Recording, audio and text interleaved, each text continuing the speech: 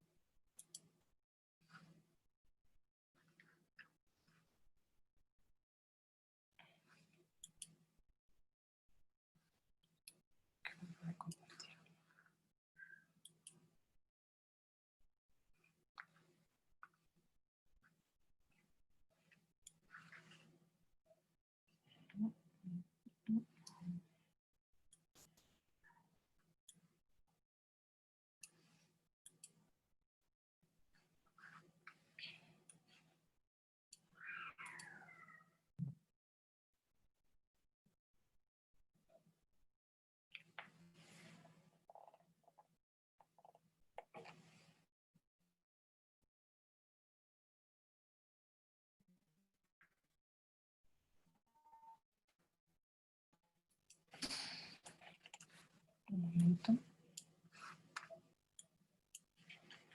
Bueno, como comencé diciendo, justamente lo que vamos a hacer en esta clase es hasta hablar sobre la introducción a la conservación del patrimonio en Latinoamérica. Como he puesto un poco de la silueta justamente de la ciudad de Quito y cómo se ha llevado a cabo dentro de todo este contexto, también la ciudad de Quito y su declaratoria de Patrimonio de la Humanidad ha sido importante y relevante para cada una de estas actividades. Listo. El índice y el orden que vamos a hacer y seguir en esta clase vamos a hacer la definición de términos técnicos. En esta clase número 1 vamos a hablar sobre las primeras intervenciones en Europa. En la clase número 2 hablamos sobre las definiciones de patrimonio cultural e instrumentos internacionales. Y como tercera parte vamos a hacer una breve análisis sobre las principales intervenciones en Latinoamérica.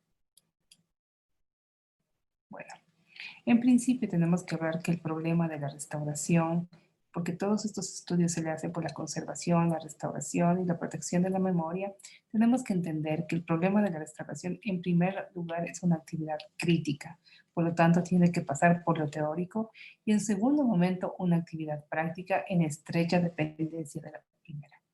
Es importante mencionar que justamente todas estas malas intervenciones que nos hemos abocado en este último tiempo ha sido por el desconocimiento de aquellas personas neófitas en el tema o aquellas personas que por desconocimiento no han sabido conocer todos los tratados internacionales o aquellos parámetros que están ya normados para su intervención y hemos desconfigurado o malinterpretado estas intervenciones. Es decir, que una obra quede brillante o que quede como nueva, o simplemente retirarlo, aquellos elementos añadidos, no significa que se encuentra en restauración, sino simplemente se encuentra en un proceso de restauración, porque alrededor de una obra existe todo un contexto. Es importante dar unidades para qué conservamos, por qué conservamos y para quiénes estamos haciendo todo esto. ¿Cuál es el objetivo de esta intervención? Bueno, entonces, por lo tanto, tenemos que ver qué son los términos. Con este principio vamos a recoger los términos y las distintas tendencias y métodos y definiciones que han sido abocados dentro de todos estos años que se pueden encontrar dentro de una bibliografía especializada y en las experiencias desarrolladas en cada ámbito internacional y nacional de cada uno de sus países. Por lo tanto, en principio diremos que todo el sustento de toda la actividad de conservación y restauración está sobre una base teórica. Es indispensable pasar por este momento. No podemos abocarnos de un solo paso y lanzarnos a la conservación y restauración y decir que esta obra necesita conservarse o restaurarse. No, primero tenemos que realizar muchos elementos anteriores, tales como son los estudios previos, y empaparnos en principio de cuál es una teoría específicamente de una conservación y restauración. Posteriormente, hasta entrar a lo que es una metodología, que son los procesos que tenemos que seguir para dicha intervención. Y después de esto, ver que este objeto, sea un bien mueble o bien inmueble, pertenezca a un patrimonio cultural, por definición, que este ha sido relevante, ha sido elaborado por las personas y pertenece todo este acervo grande que se encuentra dentro de nuestro territorio o de nuestro país o de en otro continente, ¿no? También le nombramos lo que es los paisajes culturales. Los paisajes culturales son aquellos que se encuentran dentro de la naturaleza y han sido a la vez trabajados por el hombre. Entonces esto significa que se puede decir que es una mezcla de aquellos elementos paisajísticos, de aquellas obras que también han sido elaboradas por el hombre. También hablamos de que el patrimonio tangible, aunque intangible, como su nombre lo indica, el patrimonio tangible e intangible es aquel que nosotros podemos tocar, tales como son los bienes arquitectónicos, de pinturas, esculturas y demás, de aquellos que son bienes intangibles que pertenecen más a la memoria, tales como pueden ser el lenguaje, costumbres, recetas, los saberes ancestrales, que por un descuido o tal vez un mal entendimiento de lo que es el patrimonio, no hemos logrado y no lo hemos realizado a través de este proceso de registro. Este proceso de registro nos da a entender que todo patrimonio intangible se puede convertir en un patrimonio intangible. Es por eso que nosotros grabamos las voces, grabamos el lenguaje con una grabadora, con una filmadora, a través de fotografía, a través de video. Cuando hablamos de la conservación y restauración, estos términos que han sido tan utilizados y a la vez tan polémicos y a la vez mal entendidos, podemos decirlos que se refieren a dos pasos. Conservación, podemos decir que es todos aquellos elementos que no intervienen directamente de la obra, y restauración es aquellos que sí van a intervenir directamente de la obra. Por lo tanto, tenemos que seguir un proceso. Eso significa que primero tenemos que ver una teoría, plantearnos todo un método, reconocer a qué elemento pertenece, si es un patrimonio cultural, natural, tangible o intangible, y hacer nuestras propuestas, en principio, como la conservación, y como última acción a tomar lo que es la restauración. Entonces, de esta manera podemos evitar todas estas malas interpretaciones y malas intervenciones que nos vemos abocados a ver cada día en los medios, en las más medias o los medios digitales. De la definición específica de conservación preventiva a través de nuestros organismos internacionales, como es la ICOM, que es justamente nacida a partir de 1942 y entre 1945, después de la Segunda Guerra Mundial, analizan todas las actividades de destrucción masiva que existió, sobre todo en Europa, por los países aliados en contra de Alemania y viceversa. Entonces, la conservación preventiva se define como todas las medidas y acciones destinadas a evitar y a minimizar el deterioro o la pérdida futura. Por lo tanto, estamos haciendo una acción de prever qué es lo que puede pasar anterior a una conservación. Se llevan a cabo en el contexto o en el entorno del objeto, pero más a menudo en un grupo de objetos, independientemente de su edad y condición. Estas medidas y acciones son indirectas, es decir, no interfieren con los materiales y estructuras de los objetos y no modifican su apariencia. Yo creo que tenemos que hacer mucho hincapié y sobre todo tomar en cuenta el tema de la apariencia, el aspecto y la estructura que nos habla aquí, que eso es lo que no vamos a intervenir en la última parte, la estructura, sino a nivel estético, ni siquiera lo vamos a tomar el nivel estético, sino todo su entorno. Eh, con respecto a lo que es un grupo de objetos, podemos mencionar que estamos hablando de colecciones, ¿no?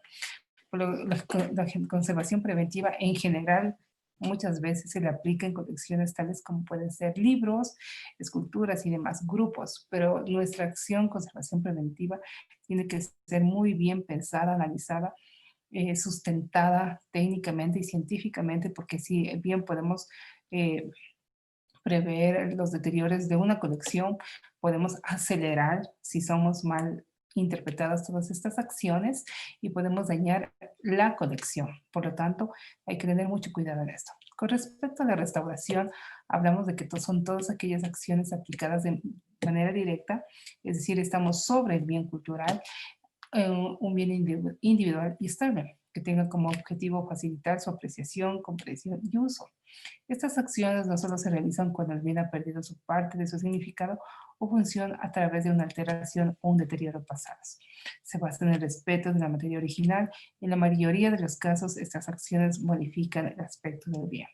Efectivamente, esta parte de modificar el aspecto del bien podemos devolver posiblemente los colores brillantes en un principio, o podemos utilizar aquellos materiales originales que son de fácil acceso, y en caso de existir, pues tenemos que ir justamente a todos los tratamientos y a las normativas o a los tratados internacionales que nos dicen sobre estos nuevos materiales. En conclusión, casi es mejor, por decirlo así, que como una primera acción, una conservación preventiva, y si definitivamente no podemos hacer nada con respecto al bien, proceder a una restauración.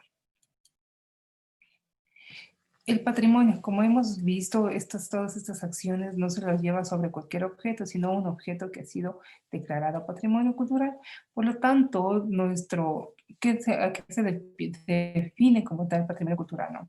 Primero se entiende, en principio, aquellos monumentos y obras arquitectónicas, de escultura, de pintura monumentales, elementos o estructuras de carácter arqueológico, inscripciones, cavernas y grupos de elementos que tengan un valor universal, excepcional, esto es importante, son excepcionales, únicos desde el punto de la vista de la historia, el arte, la ciencia. Además, los conjuntos, los grupos de construcciones aisladas o reunidas cuya arquitectura, unidad e integración al paisaje les dé un valor universal excepcional desde el punto de vista de la historia del arte o de la ciencia. Los lugares, los hombres o obras conjuntas del hombre y la naturaleza, así como las zonas incluidas arqueológicas, que tengan valor universal, excepcional desde el punto de vista histórico, estético, etnológico y antropológico.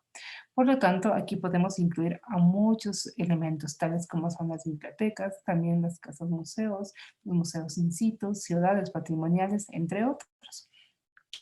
Para un mejor entendimiento, lo que se ha hecho, sobre todo esta institución que está encargada de llevar todos estos procesos o ser la voz que pone el orden en todas estas actividades, habla de que podemos dividir nuestros bienes patrimoniales en cultural, cultural natural y la naturaleza, ¿no?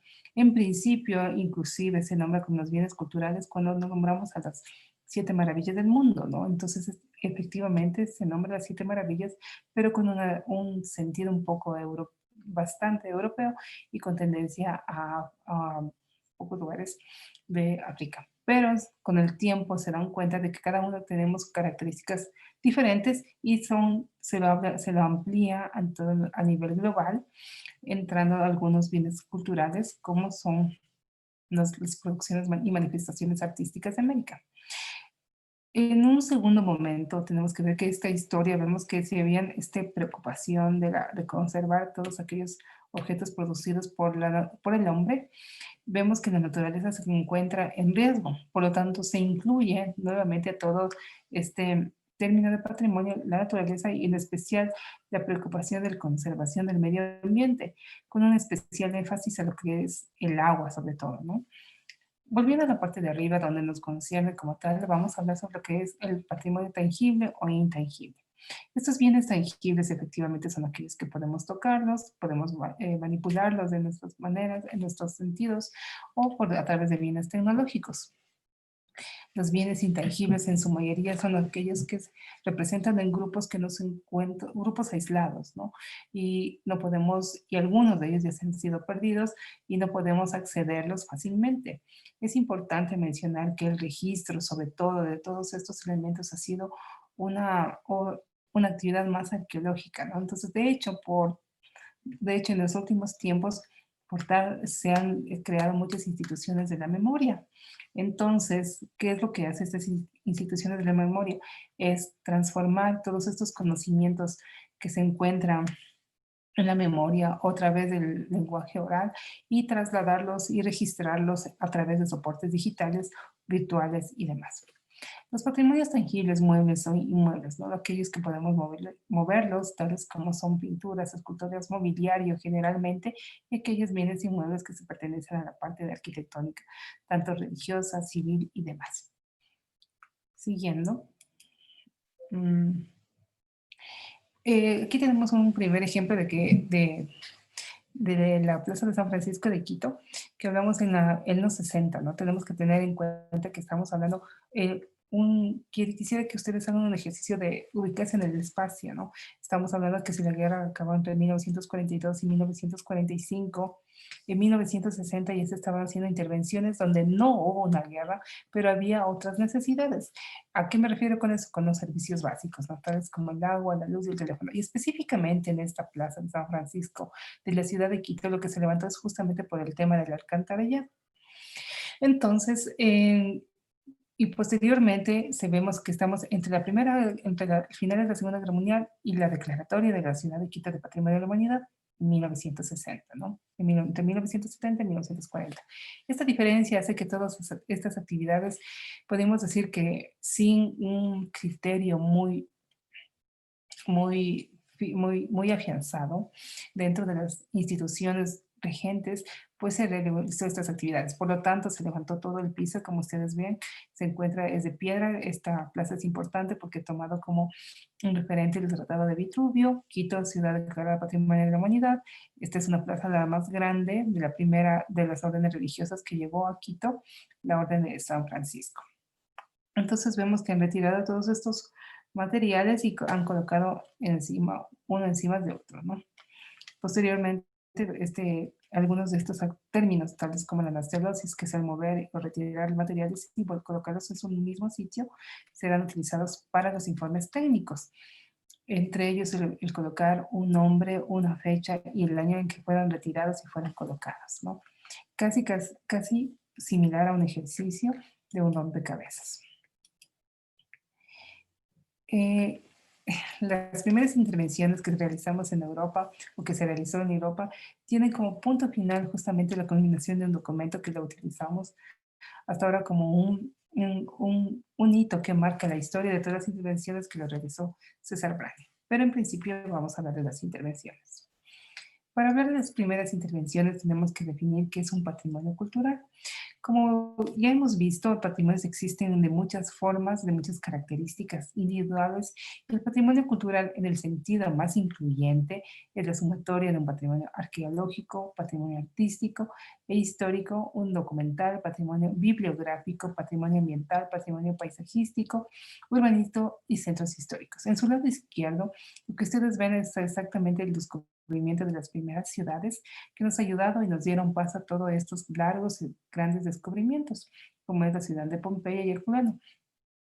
En principio no existía realmente un proceso o un método a seguir de cómo vamos a descubrir una ciudad que se encuentra en muchas ocasiones entre 5, 7, 8 metros y en otras sobre 2. Por lo tanto, simplemente se comenzó a caminar y a realizar excavaciones a nivel de túneles. Y efectivamente los resultados eran que muchas paredes fueron derrocadas, muchos mosaicos fueron perdidos, a vez que muchos objetos fueron destruidos.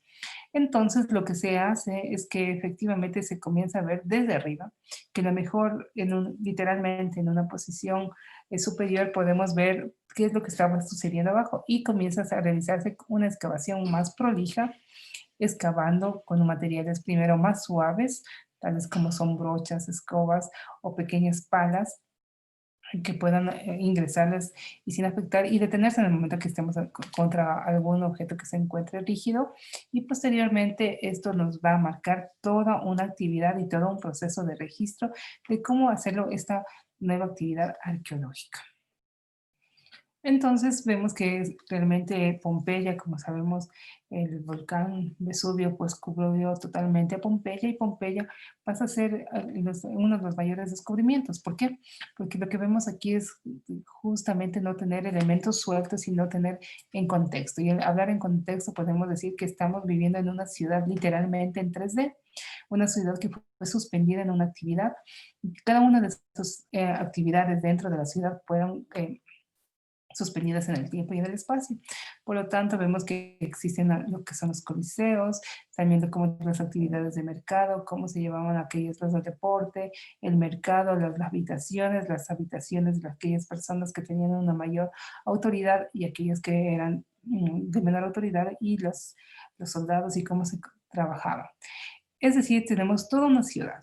En principio, lo que se decidió es hacer un levantamiento arquitectónico de toda la ciudad, haciendo con un levantamiento planos, a través de planos planimétricos, y cada uno de ellos enumerarlos y posteriormente dentro de estos lugares enumerar nuevamente qué es lo que existía dentro de estos. Y ya podemos ver que no existe simplemente el excavar por excavar y descubrir que aquello, qué es lo que más importante. Entonces, a partir de 1977, o sea, hemos pasado la Primera Guerra Mundial, ha pasado alrededor aproximadamente de unos 10 años, un poquito más, y vemos que en Italia, sobre todo, que Herculano y Pompeya se encuentran en Italia, hacen un tratado, por más simple, por más corto, tiene las definiciones muy claras de qué es lo que se debe hacer y cómo se debe proceder. Por lo tanto, Todas esas intervenciones nos dan unas pequeñas 10 observaciones, qué es lo que hay que hacer.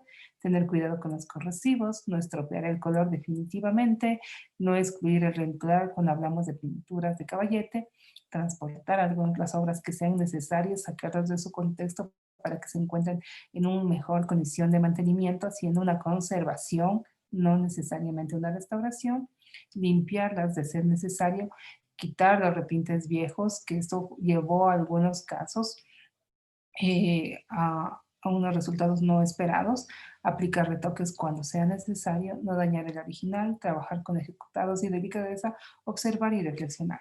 A la parte de observar y reflexionar es como una puerta que nos deja abierta la posibilidad de que en un futuro posiblemente haya mejores materiales, ver el comportamiento de lo que se está colocando, si son nuevos, y ver si es que la intervención o el tratamiento ha sido lo mejor, ¿no? Y lo observar y reflexionar y registrar, por supuesto, ¿no? Entonces, existen unas tendencias, sobre todo sobre tres países que son los más vanguardistas, podemos decirlos, que llevan la batuta de cómo se tienen que hacer estas intervenciones. Entre ellos tenemos a Francia, Italia, Inglaterra y también Inglaterra fuera del continente europeo y también a lo que es España. Entonces, entre esos se encuentran algunos personajes, algunos de formación de arquitectos, otros filósofos, otros críticos y demás, que ellos comienzan a dar sus aportes para que estas intervenciones lleguen a un buen fin, ya que desde su conocimiento, desde su área de conocimiento, ayudaban a tener un mejor comportamiento de todo lo que estaba sucediendo. Entonces, entre ellos Viollet-le-Duc justamente nos habla de que cada obra de arte tiene que tener un valor histórico. Este tema del valor histórico hasta ahora lo hemos utilizado porque es parte de los patrimonios, de los elementos que te constituyen patrimoniales. De unidad de estilo, el valor de la unidad, un análisis estilístico formal y la interpretación iconográfica y lamentablemente provocó falsos históricos.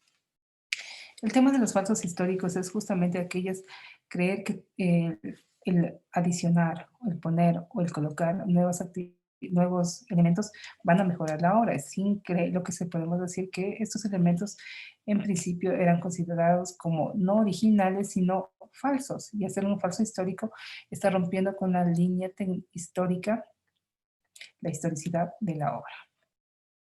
Entre las primeras y principales intervenciones que nosotros tenemos justamente fue la obra de la Catedral de Notre Dame, de Nuestra Señora, de Notre Dame. En todo caso, vemos que esta catedral, si bien fue uno de los pilares sobre la cual se sentó la actividad de la conservación y la restauración, no menos importante ha sido el último incendio que se llevó a cabo dentro de esta misma iglesia. Hasta ahora, no se tiene muy bien definido cuáles son las actividades a realizarse para la protección de la cubierta. Lo que sí es bien es cierto, en Notre Dame vemos que tiene una falla, sobre todo en una de sus columnas, y vamos a comenzar a hablar de todas las intervenciones a nivel arquitectónicas. Entonces, estas intervenciones han sido registradas y comenzaron a llevarse a cabo para tener el libro de obra que en algunos lugares los conocemos así, el registro del diario, en otros lugares, y vamos a ver cómo se comportan estos materiales. Bueno, entonces Notre Dame lo que nos marca es este proceso de cómo utilizarlos. En principio, y estamos entrando en la época de la tecnología, estamos en la revolución industrial, por lo tanto comenzamos a utilizar la fotografía. De no ser posible y no tener acceso a la fotografía, lo que comenzamos a hacer es hacer estos levantamientos a mano alzada y con sus respectivas medidas y todas las propuestas de intervenciones efectivamente se las realizaba sobre papel para ver de qué manera podría quedar. Todas estas formas sistematizadas de cada uno de los elementos que constituyeron, fue una manera muy óptima de registrar a detalle de cada uno de sus elementos, ¿no? Sabemos que Notre Dame como en sí ha marcado toda una historia de todo lo que ha sido importante dentro de la literatura inclusive, de todas sus actividades, como se llaman, muchas veces se le define como la parte romántica de una descripción de una descripción de la construcción dentro de una iglesia. Por ejemplo, el jorobado de Nuestra Señora de París habla de cómo se encontraba dentro de sus saltando dentro de sus vigas, cómo se recorrían los vitrales, entre otras cosas, y cómo hacían pequeños muñecos de madera o maquetas para nuestro entendimiento de cómo se lo estaba llevando dentro de la catedral. Entonces, para las intervenciones lo que hemos utilizado es efectivamente este registro fotográfico. Ya no solo se van a percatar y preocupar sobre todo y tener toda la atención en la parte estética, sino que estamos hablando de no solamente del aspecto, sino de la estructura, como un cuerpo humano, no solamente de la parte de afuera, sino la estructura interna, y que estamos hablando de todo lo que se lleva, todos los elementos que son vigas, columnas, etcétera, donde recae el peso de la obra. La funcionalidad del monumento, es importante saber que muchas de estas iglesias comenzaron a ser parte de reservas y también para encubrir batallas y aquellas personas que estaban en guerra. La funcionalidad y cómo se conservan las anteriores intervenciones siempre y cuando estén bien resueltas, ¿no? Caso contrario, eliminarlas. Las personas que han intervenido pueden ser de muchos orígenes, no necesariamente pertenecen a uno solo. Como siguiente, tenemos la Catedral de León. La Catedral de León se encuentra al norte de España, efectivamente, y es paralela a la ciudad de Lisboa. A través del terremoto que sucedió en Lisboa, justamente en la parte superior, la parte superior se cayó. Entonces, efectivamente, lo que decían es lo que se planteaba, sobre todo, es que a través del peso que estaba en la parte superior, esta se cayó. Entonces, comenzaron a hacer una serie, entre comillas, podemos decir, de intentos y de ejemplos de cómo podría quedarlos, ¿no? Entonces, como vemos en un momento se utilizó los contrafuertes, en otro momento se utilizó un rosetón, posteriormente pusieron al santo que estaba en la parte superior de León, la Catedral de León, ustedes saben lo importante que son los vitrales, se la desarmó alrededor de 100 días, pero para nuevamente funcionar como iglesia se demoraron mucho tiempo y muchos años, ¿no? Porque no sabían cómo mismo volverla a colocar. En la parte derecha que se encuentra este dibujo en lápiz, es importante decir que justamente la intervención de los gremios de las universidades, de la academia, era importante. Entonces, para que una actividad de intervención sea aprobada, tenía que pasar por donde ellos, y no necesariamente independientemente del Estado, de la política y demás. Entonces, eran pasados por un círculo de profesionales y aprobados. Después de este caso, que ha sido muy polémico, y de hecho cita como que ninguna pieza de la Catedral de León no existe que no haya sido topada, vemos que hay una tendencia a la no intervención. Esta no intervención habla de que ahora tenemos que hacer una conservación a la autenticidad, respetando todo lo que existe, inclusive si esto puede ser fatal para la obra. Entonces, el extremo uno de una total intervención y el extremo de una no intervención, pues también tuvo sus secuelas. Finalmente tenemos que decir que entre los más destacados intervenciones también tenemos a John Ruskin, que es un inglés, es un crítico y escritor de arte, y prefería ir a la ruina, ¿no? Como parte de esta no intervención, ya que decía un fraudulento ardid de la reconstrucción de la obra y que se tiene que someter a un estudio filológico muy profundo, muy a detalle del material documental. Entonces, entre las principales intervenciones comenzamos a trabajar sobre lo que es en Italia el arco de Tito. Y el arco de Tito es tan importante porque este arco, este bien cultural que se encuentra hecho sobre mármol, comenzamos a utilizar el tema de lo que es la consolidación. En principio se utilizó materiales diferentes a la consolidación y también tuvo unos efectos que no quedaban bien a nivel estético. Por lo tanto, aquí entendieron que el aspecto y la estructura es muy importante. En su lado derecho tenemos lo que es el foro romano, y el foro romano tendría que ser conservado, o sea, una no intervención total, y de hecho hasta ahora pues lo que ustedes observan en una visita al foro es que simplemente uno camina hacia alrededor y muy pocas veces o pocos son los lugares accesibles. Hemos hablado de lugares, no solamente donde se encuentra un monumento, sino varios, y también de lo que es la consolidación. Cuando hablamos de una escuela arqueológica, hablamos de que desde el Renacimiento hasta los primeros decenios del siglo XX se prolongan y se consolidan los estudios arqueológicos. Entre esos tenemos que decir que la, la Roma como tal, el Papa Pío VI y VII vieron la invasión napoleónica y se articularon algunas medidas legales de protección. Este es otro factor importante. Si bien es una actividad de algunas personas, ahora existe una protección legal y sustentada a través del Estado.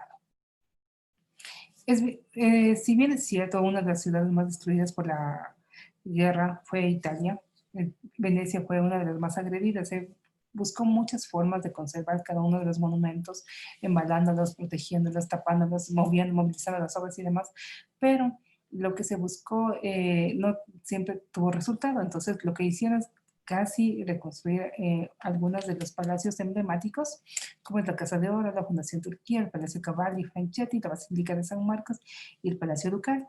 Efectivamente, con ellos vemos que se escribió la lámpara de la memoria, que nos habla efectivamente de cómo a través del tratado nos dice que el tiempo también pinta. Esto significa que la pátina va a ser muy importante, esta pequeña oscuridad que comienza a ser propia del material se va a reflejar y va a ayudar a que la obra se vea más hermosa. Entre las mayores intervenciones tenemos aquí pues, lo que es el Palacio Ducal y la Casa de Oro. Como hemos visto, efectivamente, lo que se comenzó a hacer es levantar todos los planos a nivel de lo que se encuentra en las ventanas, cómo son los detalles de las ventanas, los detalles de lo que es la pasamaría y cómo se va a proponer. Entonces, muchas veces los elementos fueron suprimidos o, por ejemplo, muchos de ellos fueron cambiados. Entonces, muchas veces lo que se decía que es que efectivamente algunos críticos decían que si bien la lámpara de la memoria nos daba luces de los colores que tenían que utilizar, también se creó un falso histórico, pero a nivel de una ciudad. El argumento en general es que esta ciudad tenía que funcionar como ciudad.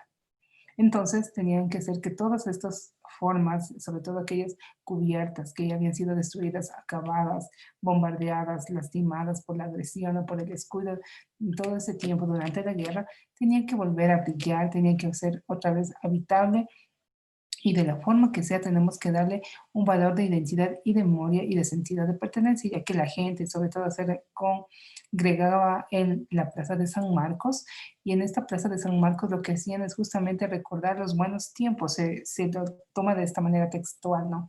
El recordar buenos tiempos es recordar aquellos lugares que sí tenían, ¿no? Entonces, el aporte de la escuela italiana sobre todo es el levantar toda una ciudad. Lo segundo es la lámpara de la memoria, que es un tratado internacional que lo siguen utilizando. No necesariamente ha tenido la mayor acogida porque también el tiempo transcurre, los bienes patrimoniales comienzan a hacerse y utilizarse de otras formas, ¿no? Entre esos, como yo hablé, son varios monumentos que fueron intervenidos, fueron varios proyectos que fueron intervenidos, hubo una serie de arquitectos que estaban ahí y efectivamente muchos...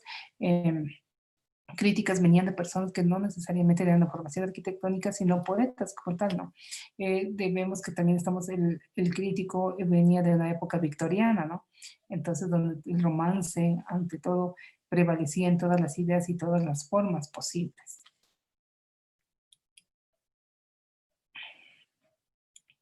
Entonces, para concluir, quería hablar justamente de cómo se ha desarrollado toda esta restauración. Si vemos que existe un sinnúmero de elementos, de procesos, de datos, de cómo se ha ido, es importante mencionar, ¿no? Efectivamente, cada uno de ellos con sus respectivos representantes, ¿no? La restauración arqueológica, que fueron a través de, en Italia, a través de un arquitecto y arqueólogo, y hay urbanistas que es Giuseppe Valdier y Rudolf Sterner, ¿no?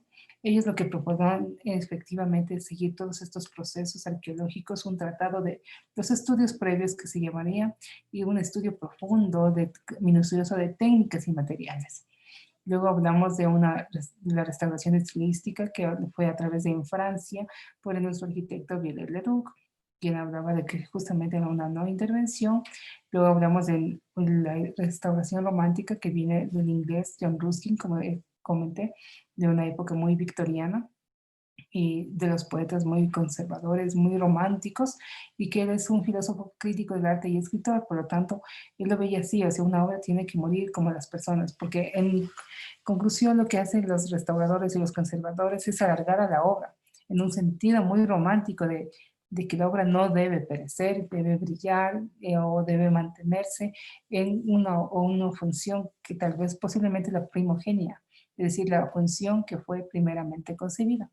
En segunda parte tenemos lo que es una restauración histórica a través de Luca Beltrami, que justamente comienza a hablar de que debe ser un consenso, no podemos decir que una persona esté a cargo del proyecto, sino que se hablen de un equipo de personas de diferentes disciplinas que desde cada uno, desde su conocimiento, comiencen a ser partícipes y comiencen a hablarnos de cuál es la mejor forma de llevar a cabo dicha intervención.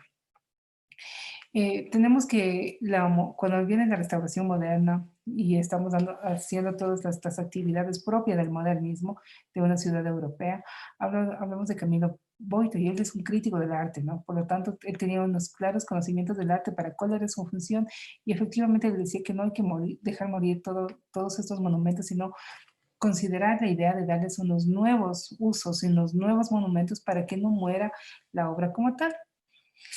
Como finalmente podemos decir que hablamos de la restauración científica, y esta restauración científica es cuando tenemos a nuestra mano el análisis científico, es decir, análisis de técnicas, análisis de materiales, el uso de laboratorios, las analíticas que son utilizadas en algunos países, en otros son tomados los exámenes científicos, y a través de la interpretación, no solamente de tomar la muestra y ya, y decir qué es lo que hay que hacer, sino la interpretación de varios muestrarios. Es importante que esta metáfora que se le utiliza al médico con respecto al restaurador comienza desde este tiempo, porque justamente cada uno de los bienes culturales tiene que ser tratados de una forma independiente y la propuesta tiene que ser de una manera diferente. Tenemos una restauración crítica con respecto a lo que es el arquitecto historiador Renato Bonelli, donde él hace énfasis en todos los estudios previos, por lo tanto, él se toma su tiempo, es decir, que muchas veces los bienes culturales han pasado años sin una intervención porque no cuenta con la suficiente información, tales como son fotografías, registros anteriores a cualquier destrucción. Finalmente, cada uno de ellos tenía su parte positiva y a la vez su parte negativa. Lo que se hace es César Brandi, que es lo que, como uno de los últimos mayores, pues, ¿qué podemos decir? Propuestas a nivel de conservación y de restauración en su tratado, la teoría de conservación de César Brandi, lo que él les hace es recoger cada uno de sus elementos, cada uno de sus proyectos que ha tratado y en cada una de sus clases que daban a nivel de arquitectura y realizar un tratado. Y este tratado someterlo a una votación.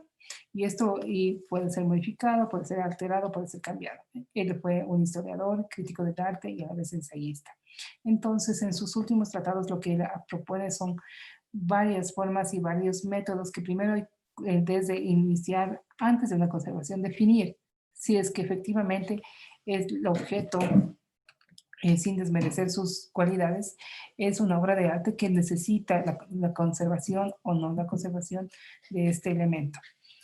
En segunda parte, luego dice, efectivamente, ya que estamos definiendo, pues vamos a ver hasta qué podemos tratarlo de la parte estética o de aspecto de la estructura y seguir una serie de procesos y elementos que posteriormente serán tratados como una nueva forma de intervención. Después de hecho, de ha pasado más de 100 años desde la propuesta de César Brandi, existen nuevas manifestaciones, nuevas tecnologías, nuevas formas de arte, nuevas formas de identidad y de memoria, que es importante hasta ahora mantenerlas. Entonces, si es que se cambian las formas y la tecnología y los materiales de cada obra, efectivamente tienen que cambiar la forma de abordarlas y de conservarlas y de restaurarlas. En conclusión, podemos decir que toda la teoría de la conservación ha sido un camino largo para la arquitectura, porque al intervenir a nivel arquitectónico, que es el contenedor, no podemos desplazar lo que es el contenido. ¿A qué me refiero? a que si bien es cierto, se puede intervenir la estructura, ¿qué pasa con el interior? ¿Qué pasa con las esculturas? ¿Qué pasa con las pinturas? ¿Qué pasa con cada uno de estos elementos internos? De hecho, existe procesos, ¿no? Primero se debería sacar los elementos que se encuentran dentro de un contenedor, intervenirlos aparte, luego intervenir la misma estructura como tal y luego volver todos ellos. Existen muchos proyectos a nivel mundial que se toman las actividades inversas, ¿no? Primero se lleva a cabo las obras de bienes muebles, luego la parte arquitectónica, o el uno se deteriora y el otro también, o nunca llegan a un buen fin. Entonces, tenemos que tomar en cuenta. Es importante mencionar sobre todo la parte de África y el descubrimiento de la pirámide de Egipto y también lo que se llevó a cabo dentro del grupo conjunto arqueológico de Abu Simbel. Si bien es cierto, todo lo que se refiere a Egipto es un capítulo específico, porque de ellos también aprendimos muchas cosas, ¿no? Si bien es cierto, las expediciones arqueológicas no necesariamente son, en su mayoría de veces, por personas naturales del lugar, sino generalmente son hechas por personas extranjeras.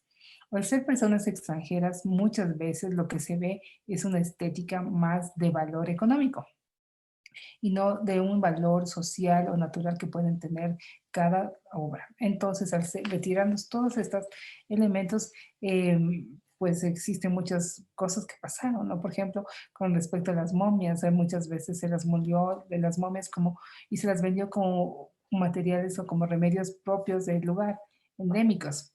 En otros momentos también las mismas pirámides al reconocerse se saquearon lo que se constituía como materiales preciosos tales como son el oro y la plata y aquellos otros elementos que no constituían ningún material preciado, entre comillas preciado, fueron destruidos o saqueados o simplemente olvidados.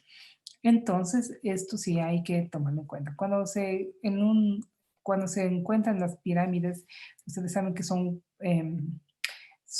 grupos o expediciones extranjeras, sobre todo de arqueólogos ingleses, franceses, italianos, que comienzan a explorar y todo algunas partes, son banqueros en su mayor parte, en su mayoría, con conocimientos de historia, pero no necesariamente con unos conocimientos arqueológicos.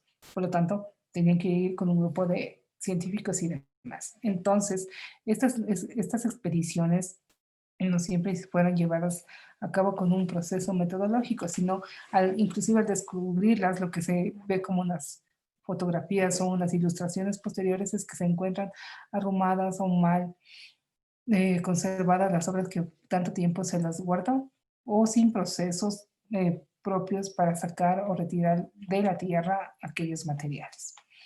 Finalmente tengo que decir que no estas excavaciones y sobre todo estas expediciones tenemos la muestra reciente de que muchas de las obras no se encuentran en sus lugares naturales, sino se encuentran fuera de su contexto, ¿no?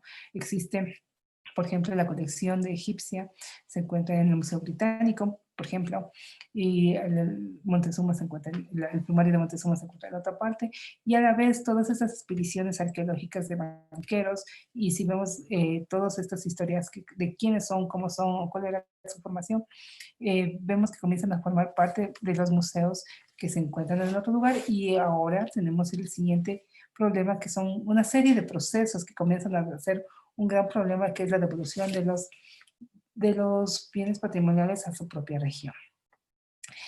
Lo que se ha concebido hasta ahora es que cómo se pueden concebir, cómo se puede conservar, cómo se puede restaurar y demás. Y ahora desde América Latina decir que si estamos en las condiciones tanto tecnológicas, científicas y académicas de poder conservar todos estos elementos que fueron retirados, llevados y trasladados en otros lugares donde posiblemente sacaron mucha información que se ha publicado y que se encuentra de acceso libre y demás.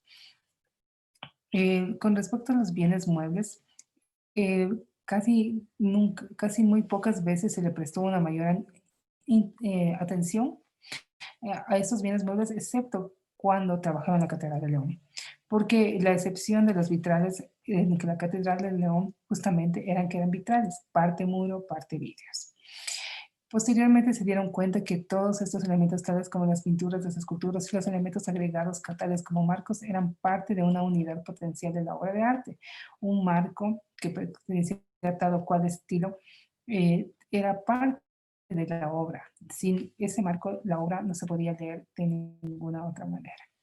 En toda esta restauración que hemos visto hasta aquí, casi no se habla de cómo pueden ser las intervenciones o cómo han sido concebidas las obras de arte en Latinoamérica para posteriormente proseguir con todo lo que es una conservación o una restauración de los bienes patrimoniales diferentes a aquellos que no pertenecían a Europa. Bueno, eso es todo lo que puedo decir con respecto a esta primera sesión. Muchas gracias. Una buena noche. Una buena tarde.